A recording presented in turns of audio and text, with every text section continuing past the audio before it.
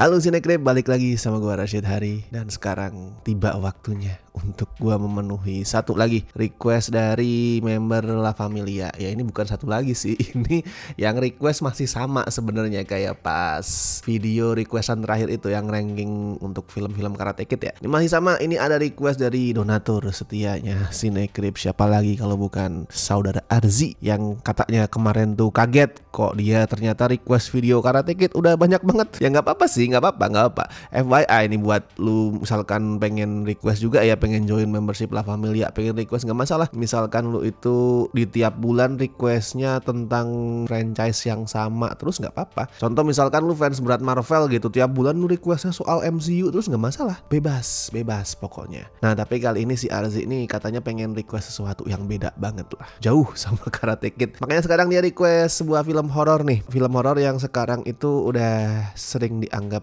sebagai cult classic, udah punya banyak fans, banyak pengikutnya, yaitu Sinister yang rilisnya tahun 2012. Udah 13 tahun, tidak terasa ya. Ini filmnya Scott Derrickson BTW, sebelum dia tuh bikin Doctor Strange, sekitar 4 tahun lah sebelum Doctor Strange. Dulu gue inget pas awal film ini rilis, review-reviewnya, responnya itu sebenarnya masuk kategori positif, lumayan positif kok. Cuman bukan yang glowing banget, yang kayak dipuja-puja kayak misalkan apa ya, Hereditary gitu kan, kayak anjir ini harusnya masuk Oscar. Nah Sinister nggak kayak gitu, positif aja udah. Tapi kayak makin kesini tuh citranya makin bagus sih, makin banyak orang yang mengapresiasi filmnya, dan istilahnya tuh apa ya, kayak age like fine wine lah mungkin ya istilahnya tuh. Sampai itu tadi sekarang dianggap jadi salah satu film cult classic. Termasuk gini, kalau misalkan lu nemu list nih, ada sebuah list yang ngomongin jump scare paling serem gitu sepanjang masa, bahkan bukan cuman abad 21 gitu, jump scare paling serem sepanjang masa, kemungkinan besar lu akan nemu at least satu deh adegan dari Sinister. Yang paling sering gua temuin itu adegan yang itu loh, pemotong rumput itu. Nah tuh sering banget muncul kan di list jump scare terbaik, dan layak sih buat gua. Emang itu adegannya serem-serem. Gua juga ngerasain hal yang sama dulu pada saat gua nonton pertama ya tahun 2012 tuh. Gue sebatas ngerasa ya oke,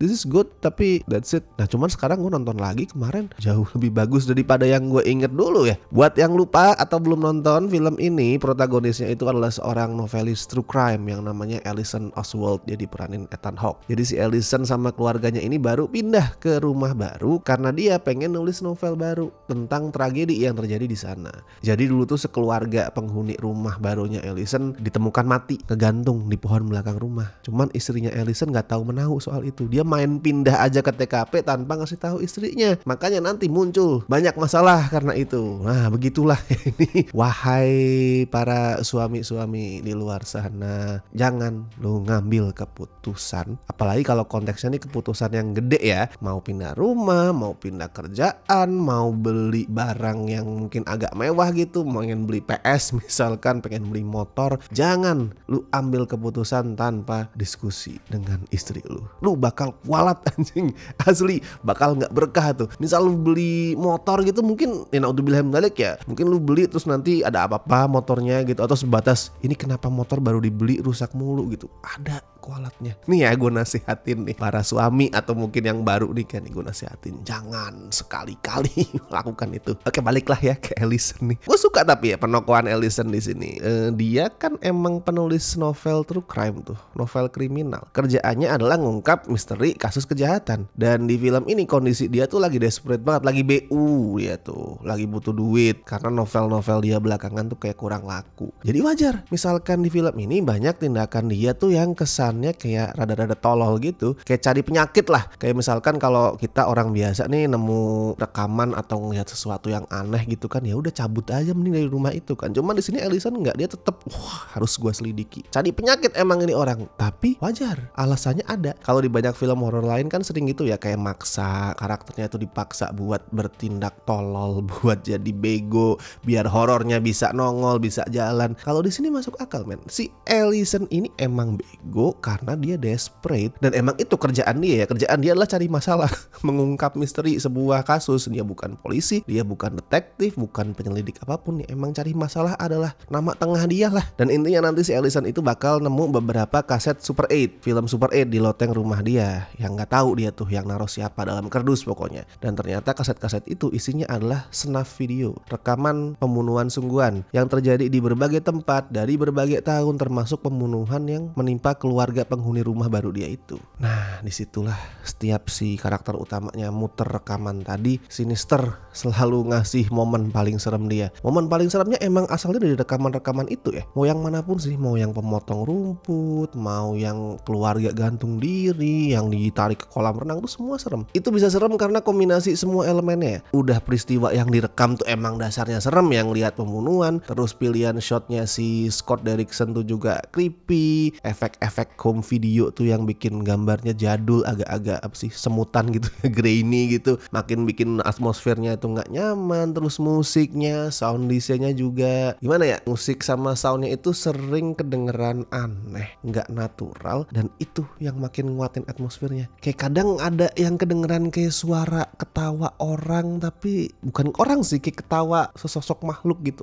Bagus musiknya anjir, nggak yang sebatas hiu gitu loh, dung dung dung dung gitu-gitu biasa film horor pakai ambient gitu, nggak kayak suara yang apa sih, yang gak nyaman lah didengar di kuping tuh. Nah, kalau ngomongin shot ya, ngomongin gambar nih, si Derrickson sama sinematografernya Christopher North itu emang jago mainin atmosfer pakai sinematografi. Kalau dijelasin tuh gini nih, Sinister itu bisa bikin kita nih penonton itu nggak nyaman, walaupun mungkin kita nggak sadar ini nggak nyamannya kenapa. Mungkin bakal sering lu ngalamin itu ya, nonton Sinister, kayak lu nonton terus anjir ini nggak ada setannya, nggak ada apa darahnya, lagi nggak muncul gitu, terus kok gue ngerasa nggak nyaman ya apanya. Mungkin lu akan sering ngerasain itu. Soalnya si Derrickson sama si North itu bangun atmosfernya sering kali bukan pakai sesuatu yang kelihatan di depan, tapi pakai background. Lu perhatiin deh, misal pas si Ethan Hawke itu duduk, terus di belakangnya kelihatan tuh pohon yang dipakai buat gantung diri, dan nggak ada apa-apa di pohon itu sebenarnya. Cuman kan kita tahu dulu di situ pernah ada peristiwa serem. Secara nggak sadar info itu masuk tuh ke kepala kita tuh, dan pada saat kita ngeliat pohonnya, kita langsung ngerasa nggak nyaman. Walaupun nggak terjadi apa-apa di adegan itu ya, kayak cuman pohon doang, tapi rasanya tuh nggak nyaman. Atau contoh lain nih, di setting yang sama, di setting ruang makan itu, di meja makan ada satu scene yang kameranya ngasih lihat ruangan di belakang ruang makan yang nggak kelihatan apa-apa sebenarnya, itu ruangan gelap. Nah, itu bikin perasaan nggak nyaman juga, karena gue jadi ngerasa anjir,